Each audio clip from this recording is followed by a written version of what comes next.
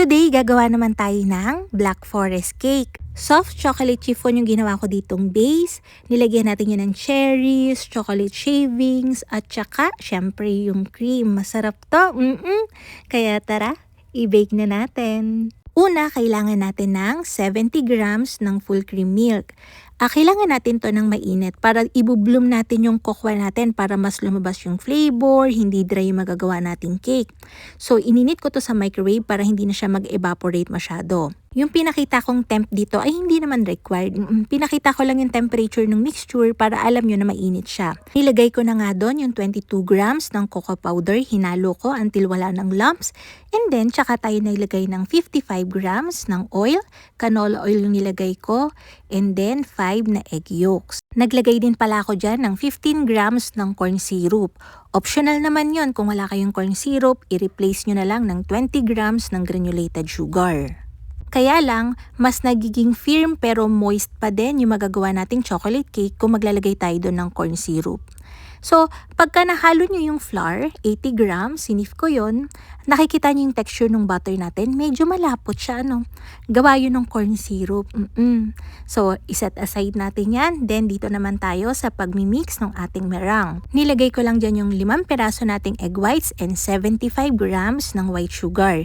Binit ko yan gamit yung hand mixer hanggang maging stiff peak. Then, nung nagkuha ko ng gusto kong texture, nag-fold lang ako ng konti dito sa ating chocolate butter.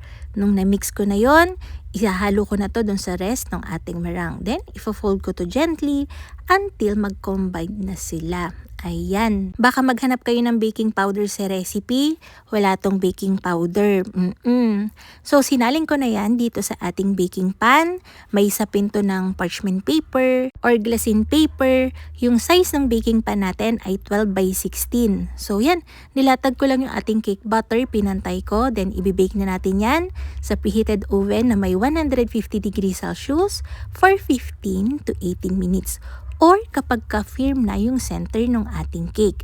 Right after baking, itatransfer ko yan dito sa isang pan para mas mabilis na siyang lumamig. And then, papabayaan natin yan lumamig. Habang pinapalamig na natin yung ating cake, gagawa na tayo ng pang-filling natin and pang-drizzle natin para makapag-infuse tayo ng flavor ng cherry. Meron ako ditong fresh cherry. Kung wala naman, pwede naman kayong gumamit ng mga nasa jar. Nabibili sa supermarket, pwede din yon. So, pagka ganun yung gamit nyo, hindi nyo na kailangan gumawa ng syrup. Yung syrup mismo dun sa jar, yun na yung gagamitin yung pang glaze. Tinanggal ko lang yung buto ng mga cherries, around 10 pieces to 12 pieces yung pwede nyong gamitin. And then, naglagay ako dyan ng 2 tablespoon ng sugar, and meron ako ditong cherry brandy. Yung cherry brandy na ginagamit ko, actually, wala siyang taste ng alcohol. Para lang siyang cherry flavor. Naglagay ako dyan ng 1/2 cup, and pinabayaan ko lang yung mag-simmer. Nung kumulo na, pinatay ko na kaagad yung apoy. Sinala ko na kaagad yung ating cherry dun sa syrup niya. Yung fresh cherries kasi ay matabang, kaya nag-infuse ako dyan ng brandy or kaya ng cherry flavor at saka ng sugar para mas malasa o mas mag-pop yung flavor nung ating cherries. Matabang kasi talaga ang fresh. So, dito na tayo sa paggawa ng ating ganache. Igagamitin natin to para sa filling din. Nag-chop lang ako dyan ng 50 grams ng Van Noten Professional Intense Dark Cocoa. Nilagyan ko din yan ng 50 grams ng cream. Inunaw ko din yan sa microwave. Pwede rin naman sa double boiler. Then, sinet ko yon sa freezer para pagka nag-whip na tayo ng cream, malamig na siya.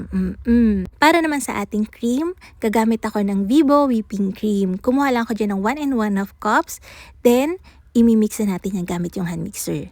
Alam niyo, ang bilis lang i-mix ng Vibo. Basta naka-chilled siya, ang bilis-bilis niyang mag-stiff. Nung maabot na nga yung soft peak, nag-add ako dyan ng 1/2 cup ng powdered milk. And then, mimix ko yan until mag-combine yung powdered milk. Tsaka tayo maglalagay, i-infuse din natin yung cream natin ng cherry liqueur or cherry flavor para kahit yung cream natin, mas masarap. Kahit nga naglagay ako ng powdered milk dito sa whipping cream natin, glossy pa din yung finish ng ating Vibo whipping cream. And masarap talaga siya. Na-try nyo na ba? I-try nyo na. Ibabaliktad natin yung cake. Alam nyo, maraming question ito na ano bang mas magandang pagro-roll ng cake kapag ka mainit pa or malamig na. Para sa akin, mas magandang i-roll yung mga roll cake natin kapag malamig na. Nasa technique lang naman yan at saka sa recipe para hindi siya magka-crack. Eto kahit i-fold-fold ko yan, hindi nagka-crack yung roll cake ko. So, nagkamali ako dito.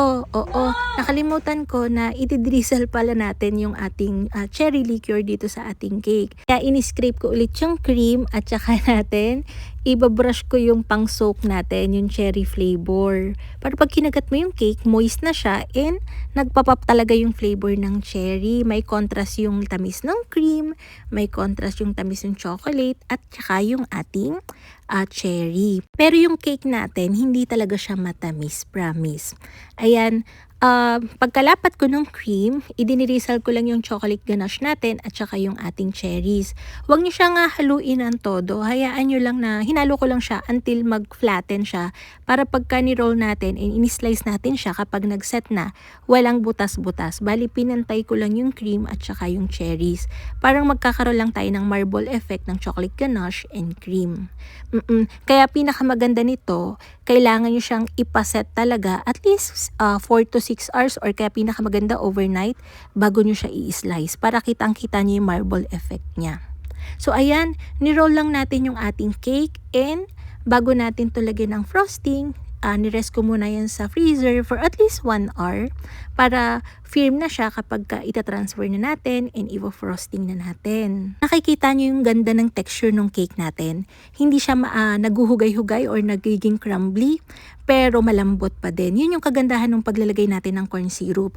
Kasi kung mapapansin nyo sa recipe natin, ang sugar lang natin dyan is nasa 75 grams para dito sa whole roll. Ang sugar kasi, bukod sa nakakapagbigay siya ng tamis sa mga baked products natin, nakakapagbigay din siya ng moisture at saka ng softness. Sa mga cake, sa mga breads, kapag mataas ang sugar, mas soft and mas moist yung kinakalabasan. Nung malagyan na natin ng frosting, yung ating cake, hindi naman kailangan na sobrang kines. Kasi lalagyan natin yan ng mga chocolate shavings. Pwede nyong i-grate yung Van Houten chocolate natin. Pwede rin naman ganito. Mas gusto ko yung ganitong way kasi mas madali siya. So, nag-melt lang ako dyan ng 100 to 150 grams ng Van Houten Professional Intense Dark Cocoa. Pinalatin ko yan dito sa magkapatong na acetate. Para yung chocolate shavings natin makintab both side. Nilagay ko yan sa freezer ng mga 30 seconds lang until mag-firm siya, mag-set, and then roll ko na siya ng paganyan. Pwede nyo siyang ibasag-basagin na lang, depende na sa inyo kung gusto nyo ng maliliit na chocolate shavings or malalaki. Kung ayaw nyo ng naka-rolled cake, ay pwede nyo namang gawin tong recipe na to sa mga round cake. Makakapag-fill yung cake butter natin ng nasa 8-inch na round pan. Nag-pipe na ako dyan nung natira nating Bibo whipping cream na winip natin kanina. And then, nilagyan ko na yun ng toppings na fresh cherry. Ang syala, oo. Pero yung mga cherries ko na yan, libre lang yan. Ang sarap nito, saktong-sakto lang, hindi nakakaumay. Pero masarap talaga. So, try nyo na, katinapay.